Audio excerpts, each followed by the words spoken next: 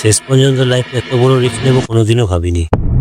So guys, আজকে সকালটা ছিল বিশ্বকর্মা পুজোর দিন। তাই সকাল সকাল রাতের বেলা আমার পার্সোনাল হেলিকপ্টারটা নিয়ে ঝড়ের গতিতে পৌঁছে যাই মলের সামনে।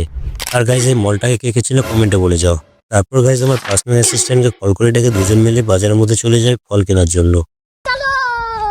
তারপর একটা কোরিয়ান দোকানে সিঙ্গাপুরি কলা কিনে চলে গেলাম রাজুদার চাচাতো বোনের কাকাতো ভাইয়ের দোকানে কচুরি খাওয়ার জন্য।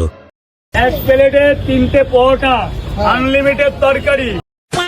তারপর গাইজ অফিসে সব কাজ কমপ্লিট করে নিচে চলে আসি রঘুটাঘাতের পোস্টার লাগে। তারপর আমার সোজা চোখে ডেটা মেজারমেন্ট করে নিচে এসে ভাবতে থাকি এই দড়িটাকে কিভাবে বানা যায়। তাই শেষ পর্যন্ত 15 কোটি টাকা দিয়ে চায়না থেকে ভাড়া করে আনা এই যন্ত্রটাকে সবাই মিলে বের করে এর মধ্যে আমাদের স্পাইডারম্যানকে চাপিয়ে দিলাম দড়িটাতে ঝোলার জন্য, না মানে টাঙার জন্য।